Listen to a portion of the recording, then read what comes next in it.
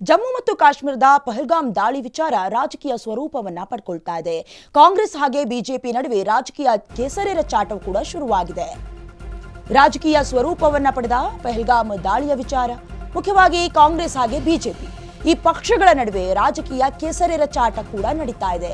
ಇನ್ನು ದಾಳಿಯ ವಿಚಾರದಲ್ಲಿ ಮಲ್ಲಿಕಾರ್ಜುನ ಖರ್ಗೆ ಎಚ್ಚರಿಕೆಯ ನಡೆಯನ್ನ ನಡೀತಾ ಇದ್ರೆ, ದಾಳಿಯನ್ನ ಖಂಡಿಸುವ ವಿಚಾರದಲ್ಲಿ ಸಿಎಂ ಸಿದ್ದರಾಮಯ್ಯ ಎಡವಟ್ಟನ್ನ ಮಾಡಿಕೊಂಡಿದ್ದಾರೆ. ಕೇಂದ್ರಕ್ಕೆ ನಮ್ಮ ಸಹಕಾರ ಇದೆ ಅಂತ ಎಐಸಿಸಿ ಅಧ್ಯಕ್ಷ ಮಲ್ಲಿಕಾರ್ಜುನ ಖರ್ಗೆ ಅವರು ಹೇಳಿದ್ರೆ, ಇದೀಗ ರಾಜ್ಯ ನಾಯಕರಿಂದ ಎಡವಟ್ಟಿನ ಹೇಳಿಕೆಗಳು ಕೂಡ ಬರ್ತಾ ಇದೆ. ರಾಜಕೀಯ ಸ್ವರೂಪವನ್ನ ಪಹಲ್ಗಾಮ್ ದಾಳಿಯ ವಿಚಾರ ಪಡ್ಕೊಳ್ತಾ ಇರೋದು ಮುಖ್ಯವಾಗಿ ರಾಜ್ಯ ಕಾಂಗ್ರೆಸ್ ಹಾಗೆ ಬಿಜೆಪಿ, ಅದರಲ್ಲೂ ನಮ್ಮ ರಾಜ್ಯದಲ್ಲಿ ರಾಜಕೀಯ ಕೆಸರೆರ ಚಾಟ ನಡೀತಾ ಇದೆ. ಇನ್ನು ಈ ಒಂದು ದಾಳಿಯ ವಿಚಾರವಾಗಿ ಮಲ್ಲಿಕಾರ್ಜುನ ಖರ್ಗೆ ಅವರು ಎಚ್ಚರಿಕೆಯ ನಡೆಯನ್ನ ನಡೆದ್ರೆ, ದಾಳಿಯನ್ನ ಖಂಡಿಸುವ ವಿಚಾರವಾಗಿ ಸಿಎಂ ಸಿದ್ದರಾಮಯ್ಯ ಅವರು ಎಲ್ಲೋ ಒಂದ್ ಕಡೆ ಎಡವಿದ್ದಾರೆ. ಯಾವ ಕಾರಣಕ್ಕೆ? ಯಾವುದೇ ಕಾರಣಕ್ಕೂ ಪಾಕಿಸ್ತಾನದವರ ಜೊತೆಗೆ ಯುದ್ಧ ಮಾಡೋದು ಬೇಡ ಅನ್ನುವಂತಹ ಸ್ಟೇಟ್ಮೆಂಟ್ ಕೊಡ್ತಾರೆ. ಈ ಸ್ಟೇಟ್ಮೆಂಟ್ ವಿಪಕ್ಷ ನಾಯಕರಿಗೆ ಕೆರಳಿ ಕೆಂಡವಾಗುವಂತೆ ಮಾಡಿಬಿಡುತ್ತೆ. ಇದಕ್ಕೆ ಸಂಬಂಧಪಟ್ಟಂತೆ ಆರ್ ಅಶೋಕ್ ಅವರು ಕೂಡ ಕಿಡಿಕಾರ್ತಾರೆ. ಹಾಗೆ ಇದೀಗ ನಾಯಕರು ಕೂಡ ಎಡವಟ್ಟಿನ ಹೇಳಿಕೆಗಳನ್ನ ಕೊಡ್ತಾ ಇದ್ದಾರೆ.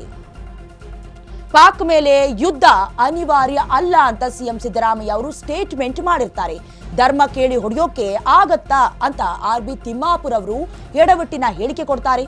ಸಿಎಂ ಹಾಗೆ ಸಚಿವರ ಹೇಳಿಕೆಗಳೇ ವಿಪಕ್ಷ ನಾಯಕರಿಗೆ ಈಗ ಅಸ್ತ್ರವಾಗಿ ಪರಿಣಮಿಸಿರೋದು.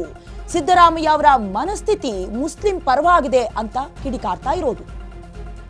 ಮನೆ ಮುರಿಯುವ ಮಾತು ಅಂತ ಆರ್ ಅಶೋಕ್ ಕಿಡಿಕಾರ್ತಾ ಇದ್ದಾರೆ. ಪಾಕ್ ಮೇಲೆ ಯುದ್ಧ ಅನಿವಾರ್ಯ ಅಲ್ಲ ಅಂತ ಸಿಎಂ ಸಿದ್ದರಾಮಯ್ಯ ಅವರು ಹೇಳಿರುವಂತಹ ಎಡವಟ್ಟಿನ ಹೇಳಿಕೆ ಏನಿದೆ, ಈ ಹೇಳಿಕೆಗೆ ಸಂಬಂಧಪಟ್ಟಂತೆ ಮನೆ ಮುರಿಯುವ ಮಾತಿದು ಅಂತ ಆರ್ ಅಶೋಕ್ ಗುಡುಕ್ತಾ ಇರೋದು.